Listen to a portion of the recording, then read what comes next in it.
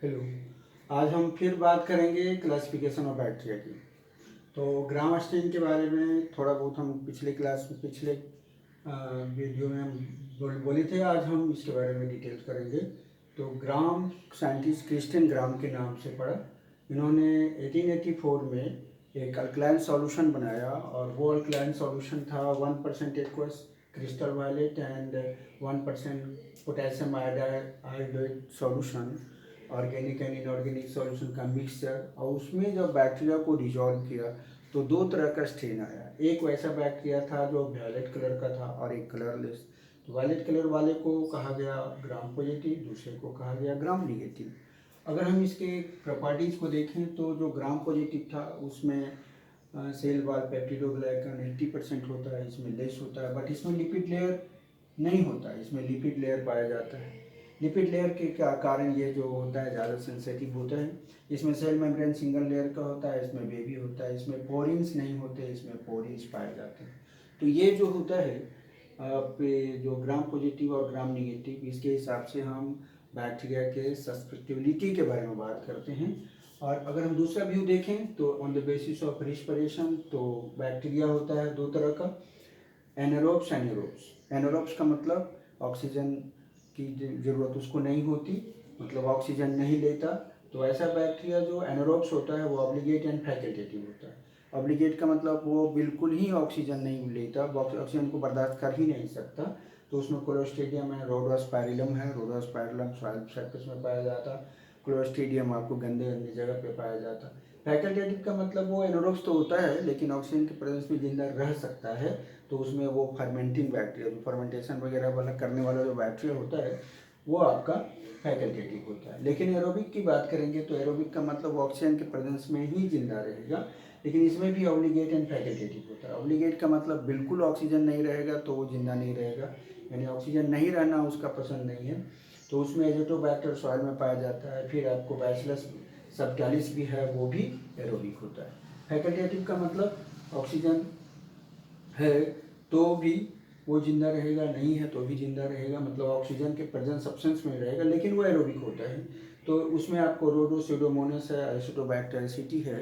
Acetobacter एसिटी जो होता है वो आपको सिरका बनाने के काम में आता है, विनेगर बनाने के काम में आता है। तो ये on the basis of respiration दो तरह का हुआ, और on the basis of nutrition मतलब पोषक पदार्थ को वो लेता है, उस हिसाब से बैक्टीरिया दो तरह का होता है, heterotrophic and autotrophic. Normally bacteria तो हेटरोट्रॉपिक ही होता है, बट अगर उसमें फोटोसिंथेटिक स्ट्रक्चर है दैट इज थैलेक्वाइड्स, और उसमें पिगमेंट है बैक्टोक्लोरोफिल या बैक्टोबर्डिन, तो वो फोटोसिंथेटिक होता है, जैसे कि ग्रीन पर्पल बैक्टीरिया वगैरह होते हैं। तो हेटरोट्रॉपिक भी तीन तरह से होता है, सैप्रोट्रॉपिक होगा, पैरासाइटिक होगा, सिम्बायोटिक होगा।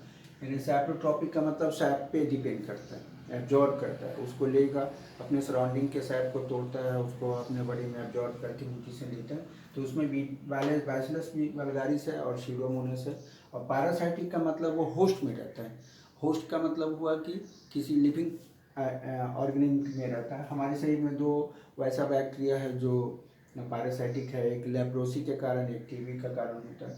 तो जो लेप्रोसी का कारण है वो है माइकोबैक्टीरियम लेप्री। इसका मतलब है होस्ट के डेथ के बाद भी वो भी डेथ हो जाता है, लेकिन जो ये माइकोबैक्टीरियम ट्यूबरकुलोसिस है वो फूड पे डिपेंड करता है। अगर आपको फूड ढंग का मिल रहा तो वो फूड लेगा, और अगर नहीं मिल रहा तभी वो लेता है, सेल को कंज्यूम करता है। तो इसीलिए इसको हम फैकल्टेटिव करते हैं, और ये कम्प्लीटली सेल को कंज्यूम करने वाला होता है। और सिम्बायोटिक की बात करेंगे तो सिम्बायोटिक का मतलब दो ऑर्गेनिज्म के बीच में एसोसिएशन होता है, उसमें दोनों को लाभ होता है, दोनों को फायदा होता है, यूज होता है।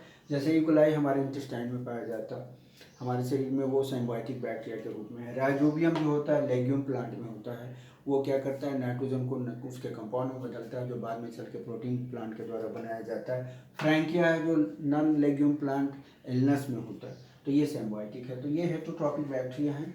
बट ऑटोट्रॉपिक बैक्टीरिया अगर है तो वो कीमो ऑटोट्रॉप और फोटो ऑटोट्रॉप होगा। कीमो ऑटोट्रॉप का मतलब केमिकल रिएक्शंस के द्वारा वो एनर्जी ऑप्टेन करता है। तो इसमें भी दो वैरायटी, कीमो ऑटोट्रॉप एंड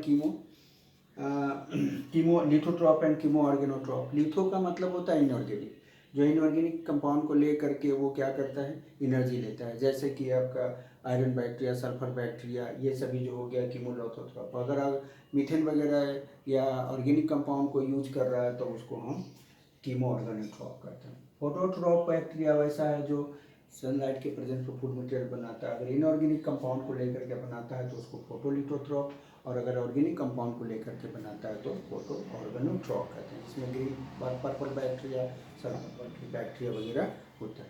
तो ये आपका बैक्टीरिया का क्लासिफिकेशन है। इसके बाद की क्लास में हम लोग पढ़ेंगे रिप्रोडक्शन इन बैक्टीरिया।